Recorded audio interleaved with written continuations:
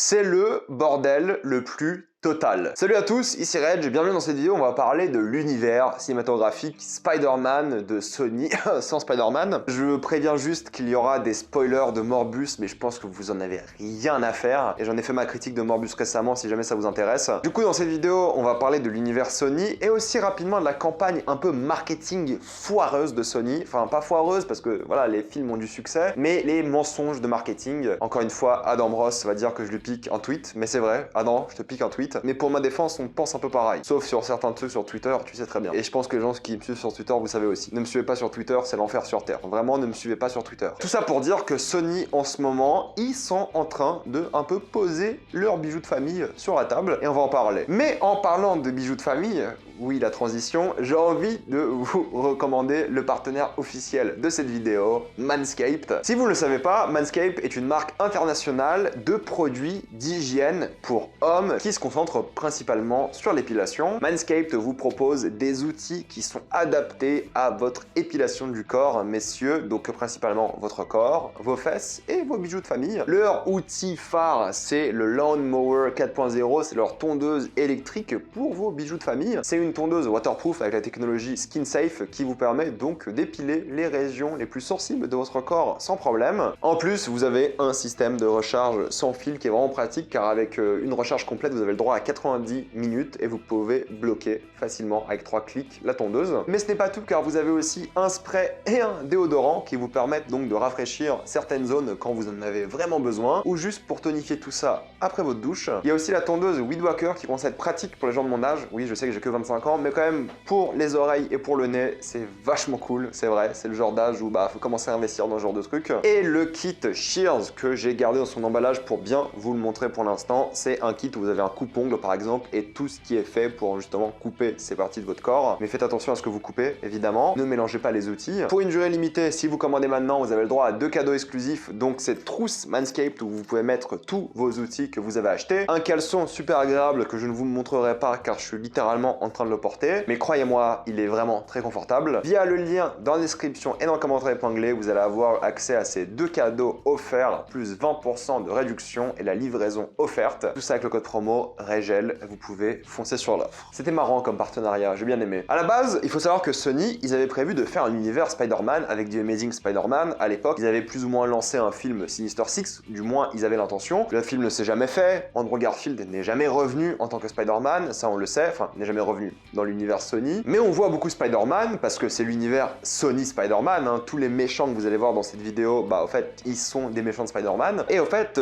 Spider-Man, on le voit quand même beaucoup dans le MCU parce que c'est Sony qui possède les droits de Spider-Man qu'ils prêtent à Disney. Disney, en échange, font les films, donnent tout l'argent ou quasiment tout l'argent à Sony. Vous vous rendez compte que Sony sont assez contents. En même temps, Sony garde les droits, se font de l'argent sur le fait de donner les droits, s'occupe de la campagne marketing, c'est pour ça que les affiches sont horribles, hein, des No Way Home par exemple. Et bref, à chaque fois qu'ils parlent justement de Spider-Man, c'est le Spider-Man de Sony. Ça appartient à Tom Holland, par exemple, quand il en parle, il dit Sony à chaque fois. C'est pour ça que Spider-Man n'est pas disponible sur Disney+, et est disponible sur les partenaires de Sony aux États-Unis, c'est Netflix. Si vous n'avez jamais fait attention, en effet, sur Disney+, je viens de revérifier parce que j'avais un doute, vous n'avez pas accès à des films Spider-Man du MCU, parce que ça appartient à Sony. Et ils sont disponibles sur Netflix, car c'est là-bas qu'il y a ce fameux contrat. Mais bon, Sony, ils sont pas bêtes, ils se sont dit, ok, MCU, c'est en train de cartonner, on va faire notre univers à nous. DC Comics, ils ont essayé, ils ont complètement raté, ils ont fait n'importe quoi, là ils sont en train de réessayer. Et Sony, ils ont commencé avec un film assez anodin, enfin anodin, ça a été un énorme carton au box-office, pas critique, c'est Venom. Ils ont fait Venom, ils se sont dit, trop bien, on a un film qui a cartonné, un personnage culte, un acteur hyper connu, on met la machine en route. Entre temps, il y a eu Venom 2, qui était aussi un véritable désastre, hein. Un film vraiment horrible, j'en ai beaucoup parlé, mais vraiment je hais ce film, je hais les deux films, pour moi c'est des véritables carnages, mais pour l'instant on n'avait pas trop d'idées d'univers, sauf à la fin de Venom 2, où t'as donc ce Venom qui va dans le MCU, il est dans le MCU, et il repart dans le Sonyverse, mais en même temps il laisse un bout de symbiote pour que le MCU utilise le symbiote. C'était très drôle comme scène, j'avoue. Et ce qui est encore plus drôle, c'est qu'apparemment, Sony n'ont plus le droit d'utiliser le symbiote. Le symbiote appartient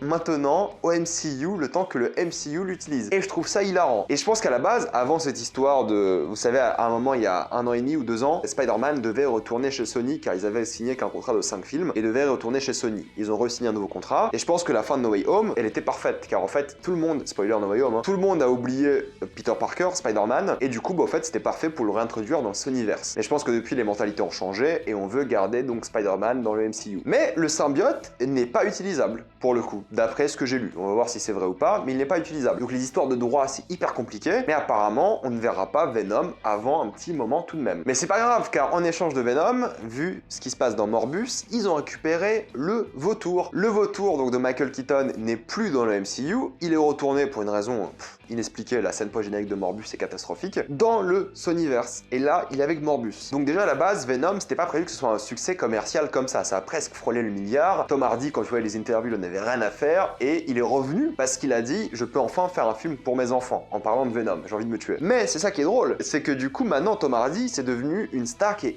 extra bankable, parce que c'est Venom et ça rapporte de l'argent. Les deux films Venom ont rapporté de l'argent, le deuxième un peu moins, mais forcément Covid, tout ça. Mais là, Morbus, premier week-end d'exploitation, il a plutôt bien marché. On a une autre star, donc là t'as Tom Hardy d'un coup et Jared Leto, donc déjà deux grosses stars. Vous vous rappelez à l'époque où ils voulaient reboot l'univers de la momie, de la Hammer, ils avaient diffusé cette photo avec tous les acteurs et les films n'ont jamais eu lieu. Ouais, ça sert à rien d'avoir des gros noms si les films suivent pas. Hein. Et donc là t'as mis le vautour dans le Sonyverse. Et c'est là que ça devient aberrant. Du coup, il y a ces problèmes de droit un peu partout, et là, ils veulent refaire les Sinister Six. Le problème, c'est que il y a un élément qui manque à tous ces films, c'est le gentil. Et du coup, ils ont rendu tous ces méchants gentils. Venom est un gentil, un anti-héros. Morbus, pareil, le vautour est méchant dans le film Spider-Man. Il est clairement méchant, mais là, ils vont l'utiliser comme un semi-méchant, un anti-héros, et ils vont faire les fameux Sinister Six. La scène post-générique de Morbus, c'est littéralement ça. Mais qu'est-ce qu'ils ont à voir les deux? Il y en a un qui est un méchant, l'autre un gentil. Et ça, le problème, c'est que vu que t'as pas Spider-Man dans cet univers, oui, je mets Andrew Garfield, j'assume. Vu que t'as pas Spider-Man dans cet univers, ces méchants sont pas réellement méchants.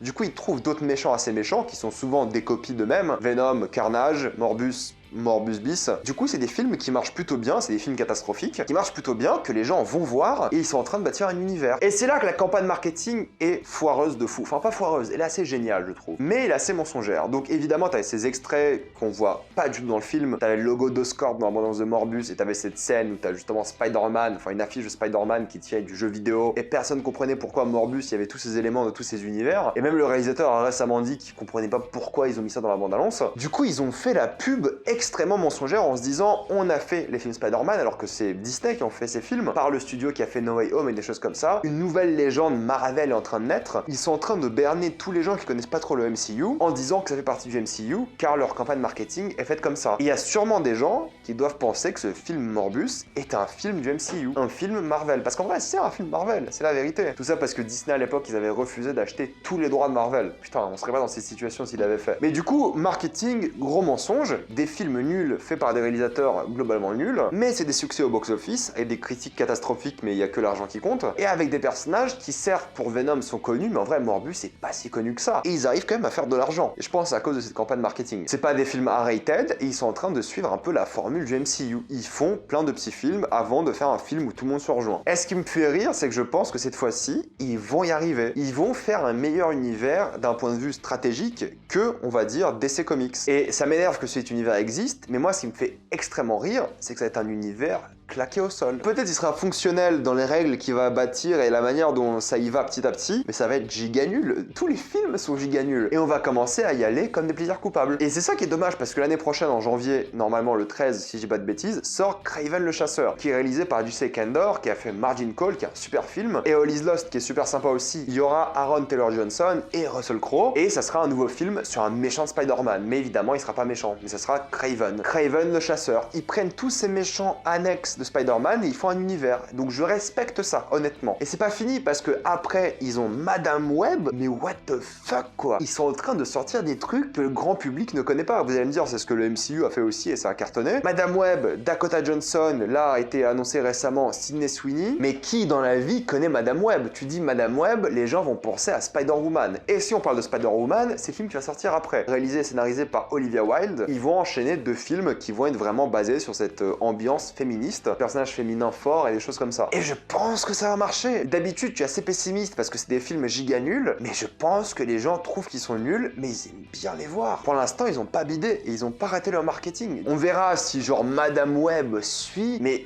honnêtement, pour l'instant, ça se passe plutôt bien pour eux. Je suis vraiment étonné, mais ils gèrent pour l'instant. J'ai pas envie qu'ils gèrent parce que c'est des films nuls. J'ai hâte de voir Craven parce que je trouve le casting cool et j'aime beaucoup le réalisateur, mais je sais que ça va être nul. Enfin, je le sens. Et il y a d'autres films qui sont prévus. Là, je vous ai cité que les officiels qui sont vraiment en chantier en ce moment, mais il y a plein d'autres choses qui sont peut-être prévues. Il y a une liste de choses qui sont prévues, mais bon, ils sont pas encore sûrs, donc ça peut toujours changer. Là, normalement, ceux qui sont annoncés là, c'est définitif. Ils vont sortir. Ils ont commencé à bosser dessus. Donc, ils sont en train de créer le Sony Spider-Man Universe sans Spider-Man. Et vous vous dites, non, mais peut-être Andrew Garfield va revenir. Est-ce que vous avez vraiment envie qu'Andrew Garfield revienne dans cet univers tout pourri? Moi, à ce stade, je me dis, mais recaster un Spider-Man. Ce qui serait drôle qu'il fasse, pour qu'il fasse chier Disney, c'est qu'il caste un Miles Morales qui sera pas le même que celui dans le MCU. Parce que le MCU se dirige clairement vers Miles Morales, c'est sûr. Ça serait drôle qu'il le caste avant dans Sony et ensuite qu'il le prête au MCU comme ils ont fait pour Spider-Man. Ça serait hilarant. Mais moi, honnêtement, à ce stade, je me dis, mais ils ont qu'à recaster un Spider-Man. On s'en fout. Ils ont recasté Batman genre 3 fois en 10 ans. Tu peux facilement recaler un Spider-Man dans le tas, on s'en fout. Et peut-être ça va donner de la cohérence à cet univers. Comme ça, tu laisses Tom Holland d'un côté et tu recastes un Spider-Man. Moins de confusion et moins de choses comme ça. Ça serait beaucoup plus simple. Mais bon, c'est eux qui savent, c'est leurs avocats qui savent, je pense aussi. Mais juste, ça va être catastrophique. Je le sens. Je pense que ça va être fonctionnel, ça va marcher, mais je pense que tous les films seront catastrophiques. Mais ça me fait mourir de rire. J'ai juste pas envie que Andrew soit remis dedans parce que les films sont trop nuls. Mais si Andrew revient, je sais que les films vont cartonner. C'est sûr. Il y a plein de gens qui sont allés voir Morbius dans l'espoir que Andrew sera présent. Bref, c'est une vaste blague qui me fait beaucoup rigoler pour le coup. Je sais pas ce que ça va donner. Je suis très curieux tout de même. Et honnêtement, j'attends votre avis dans les commentaires. Dites-moi ce que vous en pensez, si c'est une bonne idée, pas une bonne idée. Est-ce que vous allez le voir? Moi, probablement, mais parce que c'est mon travail. Comme d'habitude, pensez à vous abonner à la chaîne pour plus de vidéos. Mettez un j'aime et partagez cette vidéo, ça aide beaucoup la chaîne. Suivez-moi sur tous mes réseaux et moi je vous dis à la prochaine fois. Salut à tous.